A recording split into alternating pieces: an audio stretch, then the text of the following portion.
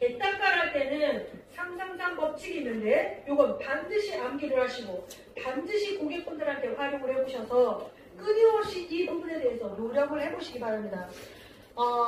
우리는 시술을 하게 되잖아요. 여기 보면 신규 고객이 시술을 받게 됐을 때 재방문을 하게 돼요. 맞죠 여러분? 새로 오늘 온 거예요. 자, 이분이 시술을 받았어요. 근데 이분이 일주일 내지는 보름 내지는 한 달 내지는 두 달 내지는 석 달 후에 재방문을 하셨어요. 이해되시죠? 우리는 그 재방문한 사람을 기억 못하게도 했습니다. 고개는 하는데 그리고 자꾸 고개가 떠봐. 너 언제 왔지? 막 이제 뭐 했지? 막 이런 거 자꾸 막 떠봐요. 차라리 모르면 확실하게 인정하고 물어보시는 게 더 나으세요. 괜히 고객한테 떠보면 고객 더 기분 나쁩니다. 그러니까 고객이 왔으면 기억을 해줘야 되잖아요. 근데 우리 기억 잘 못해요. 왜 못하느냐? 그렇게 많은 사람, 많은 일이 있는데 그 한 사람을 기억하는 게 어려울 수 있어요. 그래서 저는 항상 그분이 계산한 가격표에 그분의 메모를 남기라고 합니다. 왜? 희한하게 가격표 보면 기억난다. 전 왜 그런지 모르겠는데 가격표 한번 기억해요. 그렇잖아요? 가격이 딱 어느 순간 이거 누구다. 그래서 저는 가격표에 항상 그 사람에 대한 인적 상황, 그 사람이 무슨 시술을 받았는지, 표정이 좋았는지, 어느 부분에서 표정이 더 좋았는지, 어느 부분은 조금 불안해했는지 이거를 전 조금 약간 커닝 페이퍼처럼 메모를 좀 하라고 해요. 이해되세요? 자, 그래서 그거를 해보고요. 자, 여러분 1단계 보세요. 지난번 시술에 대해 3번 방문할 동안 물어본다.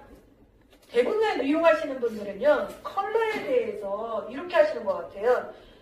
우리 미용사들은 고객에게 컬러를 제안해드려야 됩니다. 라고 표현 많이 하세요. 여러분들도 아마 제안이라는 표현 많이 하실 거예요. 맞아요, 여러분? 사실 저도 그런 표현 많이 했어요. 저도 몇 년 전에 교육할 때만 해도 원장님 컬러를 고객에게 자꾸 제안해주세요. 그래야 매출이 오릅니다. 막 이런 얘기 했어요. 그런데 제가 공부를 하다 보니까 정말 잘못된 표현이에요. 컬러는 제한성이 아니에요. 제한성이 아니에요. 왜 제한성이 아니냐면 들어보세요. 제 고객이에요.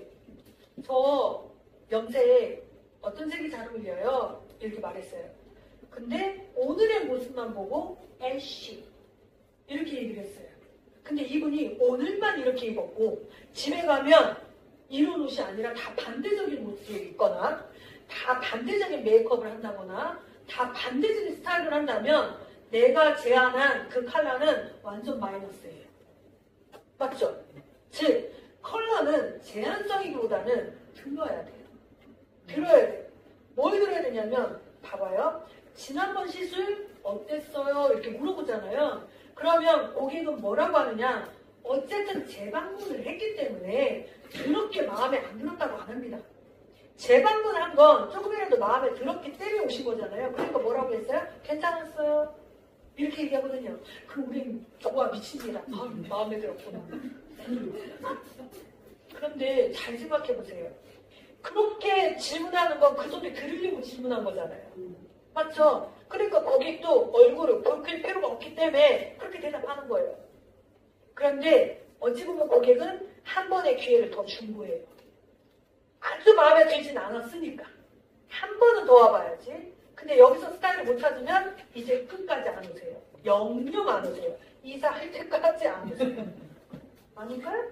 네. 맞잖아요. 그러니까 적어도 우리는 고객에게 3번은 물어봐야 된다. 저번 시술 어땠어요? 그럼 고객은 괜찮았어요?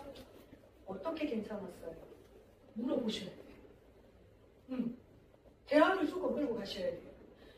난 이래서 괜찮았어요. 네, 알겠습니다. 그럼 그 부분을 더 부각시켜 드릴게요. 가시고요. 다음에 또 오셨어요. 저번에 시술 어땠어요? 어쩌고 저쩌고 말이 조금씩 길어집니다. 3번째 물어봤을 때가 정말 자기 마음이 나와요. 무엇이 진짜 좋았는지, 더 어떻게 하고 싶은지 그때서 나오거든요. 그래서 반드시 우리는 고객에게 마음에 들었어요 끝이 아니라 3번 정도는 계속해서 물어본다. 3번을 방문했다면 완전한 내 사람이에요. 그 사람들은 반드시 객단가를 업할 수 있습니다. 반드시. 그런데 우리는 재방문하면 승량이가 됩니다. 올릴 구색을 벌써 찾고 있어요. 고객은 안 와요. 한 번만 기회를 더 준 건데 가격부터 올리려고 하니 고객이 얼마나 심리가 불편하겠습니까? 즉, 3번까지는 그대로 꾸준히 고객에게 계속 듣는 시간을 가지셔야 됩니다. 그리고 나서부터 단가를 슬슬 얘기를 해보는 거죠. 나쁜 마음으로 올리는 게 아니라 그 사람한테 필요한 것이 있다면 그것을 제안해주는 사람이 돼야 되겠죠. 이해되세요? 네. 두 번째 보면 어쨌든 고객이 3번 연속으로 이렇게 해서 오신다. 그러면 고정 고객이 되는 겁니다. 또는 아무래도 지명을 하는 어떤 선생님이 생기겠죠. 이 지명이 되기까지는 우리는 반드시 고객에게 계속해서 무엇이 마음에 들었는지를 꼭 귀담아 들으셔야 되고요. 세 번째는요, 스타일입니다. 여러분, 스타일을 권장하시잖아요. 고객이 저 이런 스타일을 해주세요 라고 해서 사진을 가지고 오는 케이스도 있습니다. 그러면 그 스타일을 보고 네, 뭔지 알겠어요. 저 이렇게 해드릴게요 라고 한 것보다 그 스타일을 기준점으로 해서 짧은 것과 긴 것을 반드시 해서 3가지 스타일을 보여주셔야 돼요. 왜 보여주느냐? 말 그대로 가지고 온 건 내가 한 게 아니거든요. 그리고 스타일을 내서 온 거잖아요. 그 고객이 생각하는 상상하고 달라요. 그래서 우리는 반드시 3가지 스타일을 추천한다. 그 기준을 두고 짧은 것, 그 기준을 두고 긴 것. 3가지 스타일을 다시 넣어서 내가 잘 할 수 있는 쪽으로 고객을 유도하셔야 돼요. 아니에요? 네. 갑자기 믿습니다가 나오는 것 같아요. 네, 그 다음에 마지막. 여러분, 이렇게 단계적으로 3번까지 오잖아요. 그러면 반드시 선 예약을 받으시기 시작하셔야 돼요.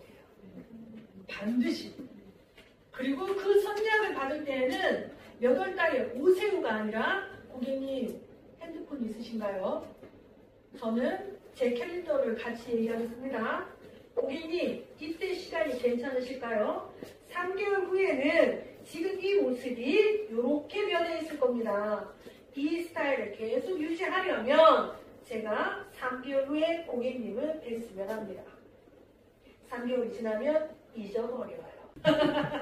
그러니까 결국은 고객님에게 3개월 후에 선예약을 받아서 반드시 고객이 그 날짜에 올 수 있는 그런 조건부를 만들어야죠. 3개월 후에 오세요? 그런 것보다는 고객님의 시간과 나의 시간을 조율해서 그 시간 예약을 반드시 받으셔야 돼요. 그래야 스타일이 변하지 않아요. 그런데 너무 뚝 떨어져 오면 스타일이 또 변합니다. 기껏 매달 2달 스타일을 맞춰놨는데 어느 순간 스타일이 확 틀어져 버려요. 그럼 고객을 얘기합니다. 오늘 컨디션 별로야? 지금까지 괜찮았는데 오늘 머리 왜 이래? 그거 왜? 이제 내가 고객이 편해진 거예요. 그만큼 집중력이 떨어진 겁니다. 집중력을 다시 올려놓으셔야 돼요. 그럼 어떻게 해야 돼? 메모해 두셔야 돼요.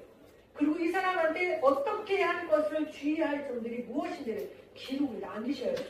이해되세요? 네. 그래서 그런 부분들을 우리가 좀 해서 각자 예약을 좀 잡아보는 시간을 갖는다.